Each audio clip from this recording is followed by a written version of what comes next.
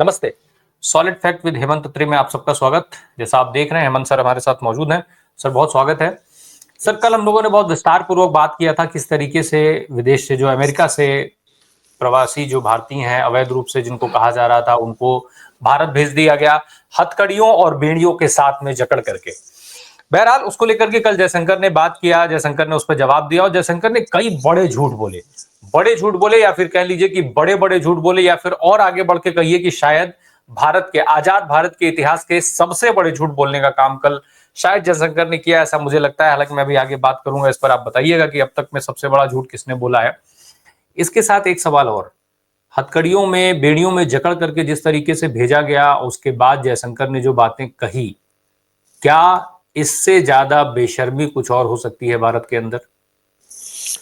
देखिए राय साहब, सारे दर्शक साथियों को नमस्कार। बेशर्मी और शर्म निरपेक्षता कितनी हो सकती है, इसके नए नए आयाम रोज बनते जा रहे हैं। तो इसमें किसी एक चीज को आप पिन पॉइंट करके ये कहना कि ये अंतिम है और इससे बड़ी नहीं हो सकती, तो वो थोड़ा अतिशयोक्तिपूर्ण होगा। क्योंकि जो मोदी सरकार की जो नैतिकता है वो पाताल लोक में ऑलरेडी जा चुकी है और वहां एक कंपटीशन चल रहा है कि कौन सबसे बड़ा झूठा है। उसमें सबसे पहला जो नाम है वो नरेंद्र मोदी का तो है ही, उसमें तो कोई शक ही नहीं है। अर्थ का अनर्थ और अर्थ के दुई अर्थ और पता नहीं क्या क्या बनाते हैं। उसके बाद राजनाथ सिंह ने कई बार झूठ बोला, संसद के अंदर बोला कि वार रुकवा दी। आपने यूक्रेन के टाइम जो स्टूडेंट्स को लेकर के आए, तो विदेश मंत्रालय के प्रवक्ता ने ऑफिशियली मना किया कि ऐसा कुछ नहीं था। उसके बावजूद राजनाथ ने अनेक मौकों पर संसद के अंदर और बाहर ये कहा कि मोदी जी ने वार रुकवा दी, जबकि विदेश मंत्रालय का आधिकारिक प्रवक्ता मना करता है। कल जो कुछ जयशंकर ने किया वो एक नया लो है इस देश के डिप्लोमेटिक इतिहास में और इस देश के संसदीय इतिहास में। और मैं चाहूंगा कि आप दर्शकों को एक एक चीज दिखाइएगा, जरूरी है वो।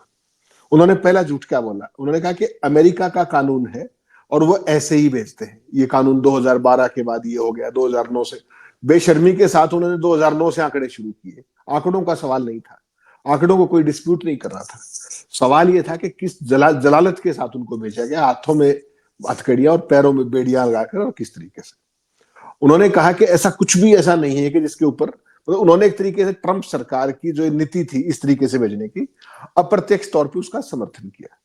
मैं पहली बार ऑन स्क्रीन चुनौती देता हूं जयशंकर को, विदेश मंत्री है, कैरियर डिप्लोमेट है, कि वो 47 से लेकर के आज तक का एक फोटोग्राफ इस घटना को छोड़ करके दिखा दे किसी भारतीय अवैध प्रवासी को इस तरीके से देश के अंदर भेजा गया हो, हाथों में हथकड़ियां पैरों में बेड़ियां लगा करके, एक जो जिस तरीके से एयरक्राफ्ट, सैन्य एयरक्राफ्ट के जरिए भेजा गया हो और अमानवीय हालात में भेजा गया हो। 11 दिन से लोग वो हिरासत में थे, 11 दिन से। वो सारी खबरें मैंने भेजी है। इन्होंने कहा, ऑन रिकॉर्ड है, आप देखिएगा उसमें।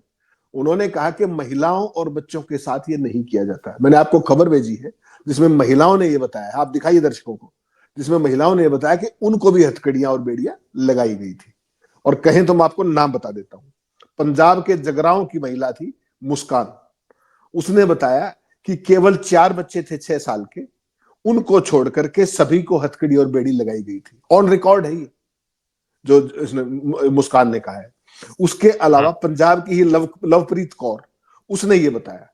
और सबसे डूब के मरने की बात मोदी और उनके लिए, जयशंकर के लिए, है कि वडोदरा की महिला थी उसमें, वो भी ऐसे ही आई है। वो तो गुजरात के तो बहुत बड़े ठेकेदार है ना, ये गुजरात का तो नया मॉडल पूरी दुनिया में प्रचारित करते फिरते हैं। गुजरात की, वडोदरा की महिला थी और एक नॉर्थ गुजरात का परिवार था पूरा, उनका एक छोटा सा बच्चा था। वो 6 महीने से वहां रहे थे। तो उस महिला को और उसके हस्बैंड को भी इसी तरीके से बेड़ियां लगा करके लाया गया। और कितनी बेशर्मी के साथ संसद के पटल पर ये कह रहे हैं कि महिलाओं को वैसे नहीं करते, जबकि ये महिलाएं, और आप वो खबर दिखाइए जिसमें लिखा है कि महिलाओं को भी ऐसे ही लाया गया।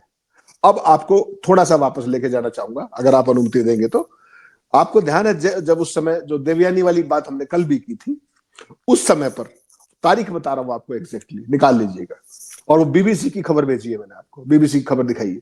18 दिसंबर 2013 को जो भारतीय राष्ट्रीय सलाहकार थे तत्कालीन, शिवशंकर मेनन, उनको अमेरिका के तत्कालीन विदेश मंत्री जॉन केरी ने फोन करके माफी मांगी, कि देवयानी वाला प्रकरण गलत हुआ है।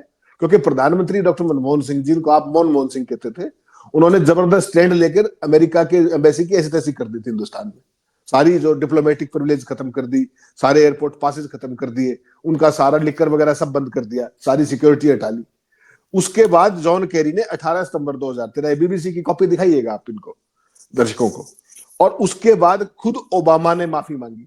ओबामा ने कहा कि दुर्भाग्यपूर्ण है, ये नहीं होना चाहिए, और मुझे उम्मीद है कि इससे देश के, दोनों देशों के आपसी संबंध प्रभावित नहीं होंगे। और यही नहीं, विदेश मंत्रालय के प्रवक्ता ने आधिकारिक तौर पर यह कहा अमेरिका के, कि जॉन केरी ने शिवशंकर मेनन से माफी मांगी है। ये रिकॉर्ड की बातें हैं। और आप क्या कह रहे हैं जयशंकर जी, कि ये पॉलिसी है उनकी? पॉलिसी उनकी ये है कि हिंदुस्तान को जलील करवाया जाए, ये पॉलिसी है ना उनकी। आपने कहा महिलाओं और बच्चों को नहीं लगाया गया, ये महिलाओं का नाम लेके बताया है मैंने, जो परसों आई है, जिन्होंने ये कहा है ऑन रिकॉर्ड, और आपने खबर दिखा दी दर्शकों को। अगले बात चलिए, इसके अलावा सबसे बड़ी झूठ उन्होंने क्या बोली? उन्होंने कहा कि मोदी जी ने किसी का प्रचार नहीं किया। संसद के पटल पर कह रहे हो, संसद के पटल पर 23 सितंबर 2019 की वो क्लिपिंग आपके पास है, आपको दिखानी चाहिए वो, जिसमें उन्होंने ह्यूस्टन के अंदर ट्रंप का हाथ पकड़ करके ये कहा कि अब की बार ट्रंप सरकार। 2020 में आपको ध्यान होगा, बिल्कुल 2020 बिल्कुल में ये और कल मोदी जी ने जो कहा, जिस तरीके से इस झूठ के बारे में कि उन्होंने कोई प्रचार नहीं किया, दिखाइए जरा ये क्लिप इनकी दिखा दीजिए, मोदी जी किस तरीके से उस समय अब की बार ट्रंप सरकार कर रहे थे। कैंडिडेट ट्रंप, अब की बार ट्रंप सरकार। राय साहब, ये है राय साहब, ये 23 सितंबर 2019 का वीडियो है ब्रदर, ह्यूस्टन का, हाउडी मोदी, और वहां पर ट्रंप पूरा टाइम थे।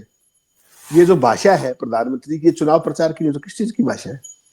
और उसी की नकल करते हुए ट्रंप ने फिर अपना एक विज्ञापन बनाया मोदी के स्टाइल में। और अब की बात, क्योंकि हिंदुस्तानी वहां 15 लाख है, आपको पता है, और सदन के पटल पर खड़े होकर के सरेआम झूठ बोला कि मोदी ने प्रचार नहीं किया। ये 23 सितंबर 2019 की क्लिप है जो आपने दिखाई है। 2020 में अमेरिकी राष्ट्रपति का चुनाव था, जिसके अंदर ट्रंप हारे थे, मत भूलिए। तो ये सारी झूठ संसद के पटल पर बोली जयशंकर ने। तो ये जो कंपटीशन था अभी तक तमाम बीजेपी वालों का कि कौन ज्यादा झूठ बोलेगा, उसमें जयशंकर अब अग्रिम पंक्ति में आकर के खड़े हो गए। और एक चीज दर्शकों के लिए और बता दूं, संसद के पटल पर सरकार के द्वारा बोली हुई कोई भी चीज, कोई भी जो बोलता है, वो अगर वो किसी भी सवाल के जवाब में या अदरवाइज कोई चीज ऐसी कहता है जो तथ्यों से परे है, उसके खिलाफ प्रिविलेज मोशन लाया जा सकता है, विशेषाधिकार हनन का नोटिस लाया जा सकता है, और जिसमें उसकी सदस्यता भी जा सकती है। ये प्रावधान है। ये जो चीजें मैंने आपको बताई, एक फोटो दिखाई जयशंकर, जिसमें परसों से पहले हिंदुस्तान के किसी अवैध प्रवासी को इस तरीके से डिपोर्ट किया गया हो सैन्य विमान में। एक फोटो दिखा दे।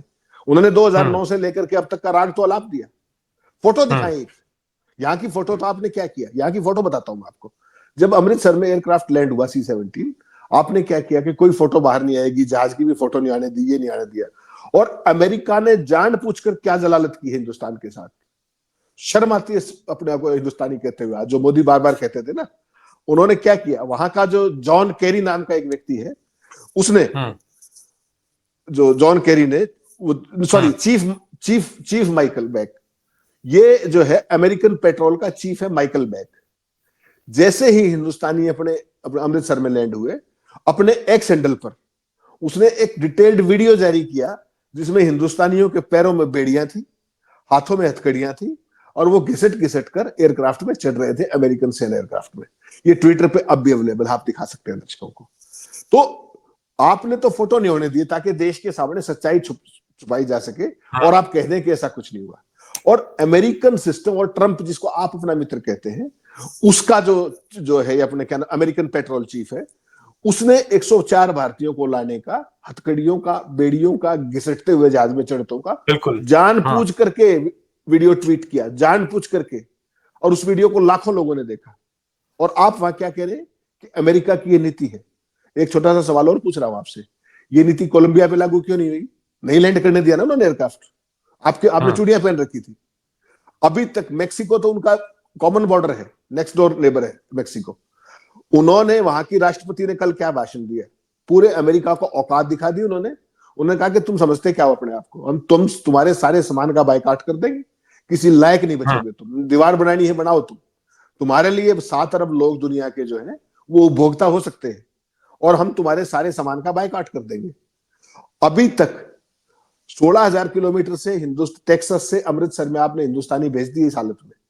क्या मेक्सिको का एक भी व्यक्ति डिपोर्ट कर पाएंगे? जबकि पहले दिन एयरक्राफ्ट वहां गया था। उन्होंने कहा आप हमारे यहां लैंड नहीं करेंगे, नंबर एक। नंबर दो, इस हालत में नहीं लाएंगे। हालत यह है कि कोलंबिया ने तो अपने जहाजों से मंगाया अपने लोगों को, और मेक्सिको का एक भी व्यक्ति अब तक डिपोर्ट नहीं कर पाए ट्रंप। यह होता है सामने आंख दिखाने का। मेक्सिको की जो राष्ट्रपति हैं, उन्होंने क्या कहा कल, एक महिला होते हुए इतने पावरफुल देश को कि आपको जो करना है कर लीजिए, हमारे लिए इस तरीके से नहीं होगा। और कोलंबिया के राष्ट्रपति का आपने कल सारे हमने चर्चा की थी, और आप 56 इंची हैं, आपकी आवाज नहीं निकलती। कल मोदी जी ने 95 मिनट तक राज्यसभा के अंदर जवाब दिया राष्ट्रपति के अभिभाषण का। कल की तारीख में देश की सबसे बड़ी खबर क्या थी? पूरा विपक्ष किस बात में विरोध कर रहा था संसद के अंदर और बाहर, कि किस तरीके से हिंदुस्तानियों को, हिंदुस्तान को जलील किया गया। मोदी जी 95 मिनट तक अपनी आदत के मुताबिक डींगे हाँकते रहे पूरी संसद के दौरान, इररिलेवेंट बातें। लेकिन उन्होंने क्या भारत के साथ जो ट्रंप ने किया है उसके ऊपर जुबान खोली? चाइना ने जैसे ही उन्होंने 10% वो लगाया टैरिफ, चाइना ने 15% ठोका कल, देखा आपने? और आपने 32 आइटमों पर, वो भी खबर मैंने आपको भेजी है, दिखाइएगा दर्शकों को, 32 आइटमों के ऊपर आप ऑलरेडी टैरिफ बिना ट्रंप के कम कर चुके हैं। ये आपकी मर्दानगी है। आपको देश के आर्थिक हितों से कोई मतलब नहीं है, देश के मान सम्मान से कोई मतलब नहीं है। आपको केवल अपनी इवेंटबाजी चाहिए, केवल आपको ऑप्टिक्स चाहिए, केवल ट्रंप का निमंत्रण चाहिए आपको। ऐसी दोस्ती पर थू है राय साहब। देश सर, ये दोस्ती वाली बात तो आपने बता दी, दोस्ती वाली बात आपने बता दी।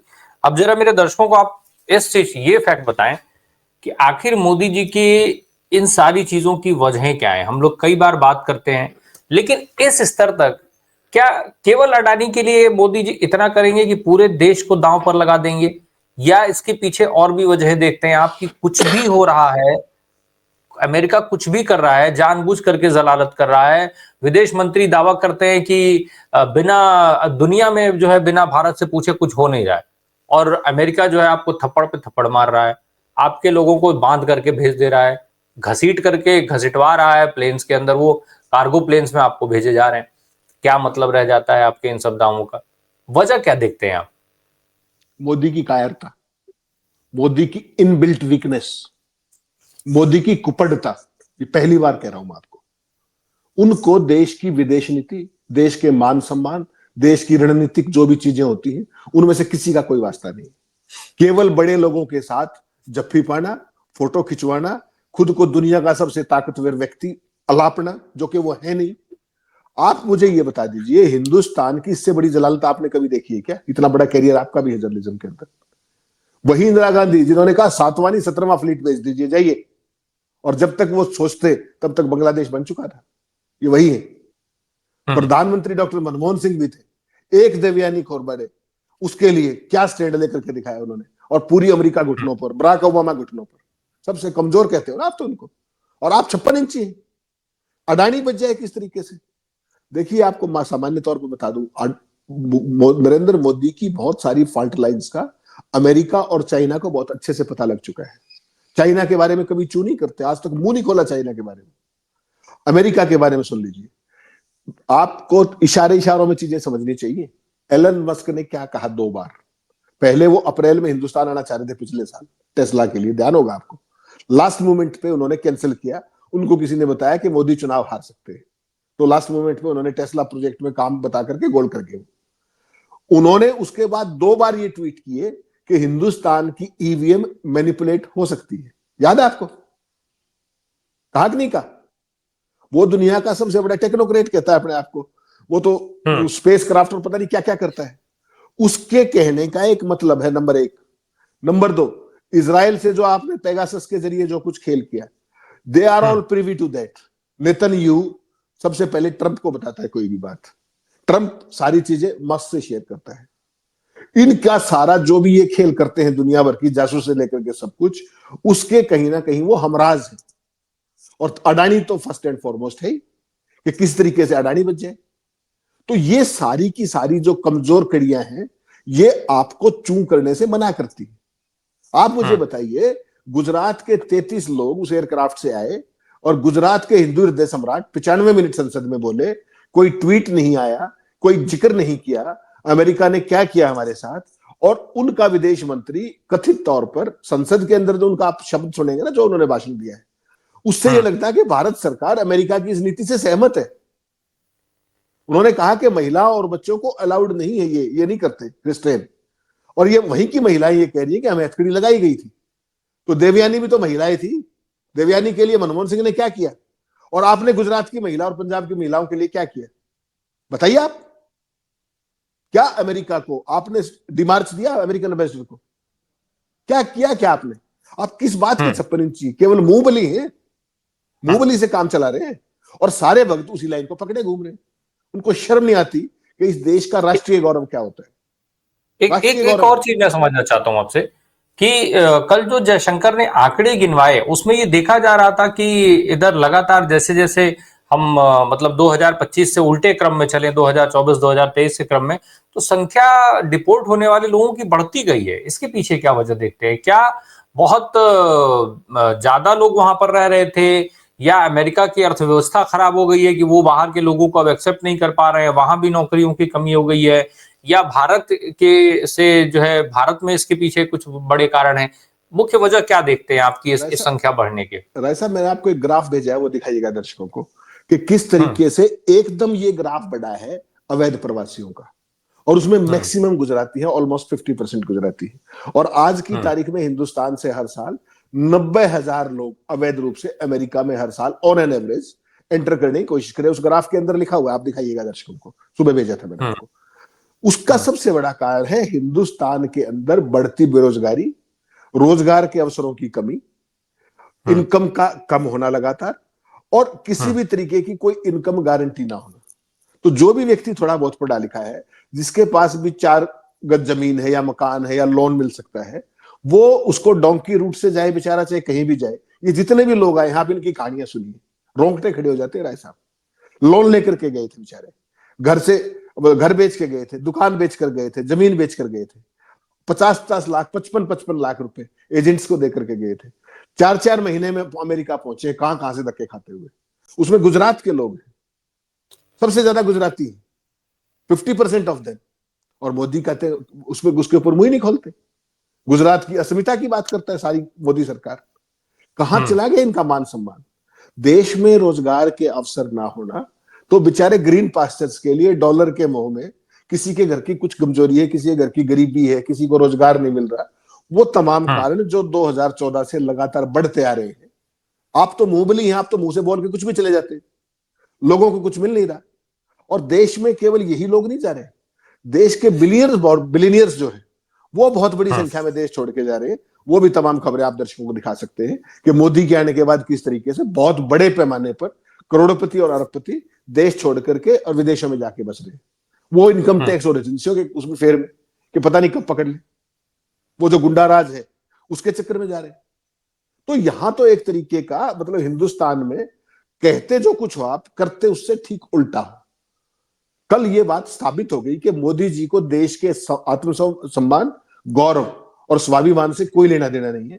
वरना तो आप मुझे बताइए, कल तो उनकी ओपनिंग सेंटेंस नहीं होना चाहिए था कि अमेरिका ने क्या किया है, और पूरे 95 मिनट तक वो क्या क्या लफाजी करते रहे। और देश का सबसे बड़ा मुद्दा इस समय क्या है कि देश के साथ जो अमेरिका ने किया, और जो वहां के जो ये थे अपने क्या नाम है, जिसने वो सारा जो अमेरिकन पेट्रोल चीफ का जो माइकल बैक था, उसने जो ट्वीट किया वीडियो में, उसने तो जानबूझ करके हिंदुस्तान को जलील किया। उसकी जरूरत थी क्या? और फिर भी उसके बाद विरोध दर्ज नहीं करा रहे और ये कह रहे कि ये वहां का कानून है। तो वहां का कानून होगा तो हमारा भी तो कोई कानून होगा ना, हमारी भी तो अस्मिता होगी, या हमने सब कुछ गिरवी रख दिया? जयशंकर ने जो नाक कटाई है और संसद के अंदर उसको जस्टिफाई करने की कोशिश की। अगर ढंग का विपक्ष होता तो उनको संसद से बाहर ना निकलने देता। विपक्ष ने भी चुप्पी साध ली, एज इफ जैसे जो कुछ है ये ठीक है। सुबह से जिस तरीके का माहौल था, प्रियंका गांधी ने कहा था ना कि राहुल गांधी उसको प्रधानमंत्री को जवाब देना चाहिए, और ये जवाब दे रहे हैं कि अमेरिका का कानून है 2012 से। कानून तो कोलंबिया पे भी होगा, फिर वो अमेरिका कानून हमारे ऊपर बाइंडिंग है क्या? आप अपना एयरक्राफ्ट नहीं भेज सकते थे क्या? कोलंबिया भेज सकता है तो आपने देश की नाक क्यों कटने दी? आपने अमेरिका के सामने अनकंडीशनल सरेंडर क्यों किया, इसका जवाब दीजिए, जो नहीं है उनके पास। मोदी जी ने एक लाइन ट्वीट लिखी हो, कोई बयान आया हो, कोई स्टेटमेंट हो, किस तरीके का जवाब दे रहे थे वो? यही विश्व गुरु बनाया है उन्होंने, या हम पिट्ठू हैं अमेरिका के, या ट्रंप के हम चमचे हैं, क्या है हम? कोलंबिया, मैक्सिको, अभी आपने इजराइल वाले मसले में देखा, पूरा का पूरा गल्फ खड़ा हो गया ट्रंप के खिलाफ। वो फिलिस्तीन के लिए खड़े हो रहे हैं और आप अपने नागरिकों के लिए खड़े नहीं हो रहे। अगर इन नागरिकों का मोदी क्या चीज है? 144 करोड़ लोगों के प्रधानमंत्री है ना। अगर 144 करोड़ का मान सम्मान नहीं बचेगा तो मोदी का मान सम्मान कौन करेगा?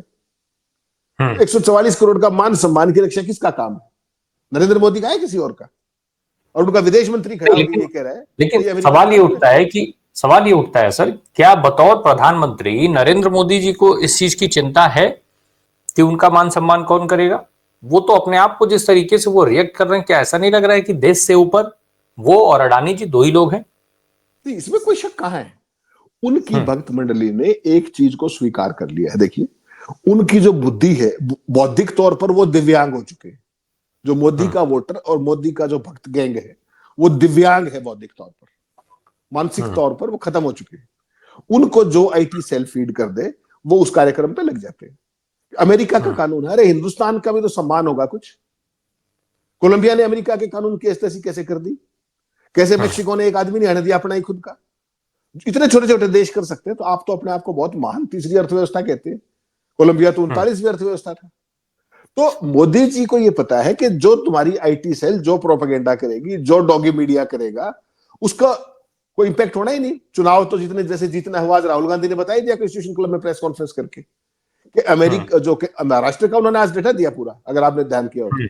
चुनाव कैसे जीतते हैं उसका भी खुलासा कर दिया। जो महाराष्ट्र के अंदर जितनी एडल्ट पॉपुलेशन है, उससे 27 लाख वोटर ज्यादा है वहां पर। ये है महाराष्ट्र की जीत का। और रही सही कसर संजय राउत ने पूरी कर दी। उसने कहा कि जो ये 30 लाख एलियन वोटर्स हैं, 30 लाख जो महाराष्ट्र में आए एक्स्ट्रा, यही अब बिहार में चले जाएंगे। इनमें से कुछ दिल्ली में चले गए थे। तो मोदी की जीत का मॉडल भी खत्म, समझ में आ गया, सारे देश को एक्सपोज कर दिया। चुनाव आयोग चुप है।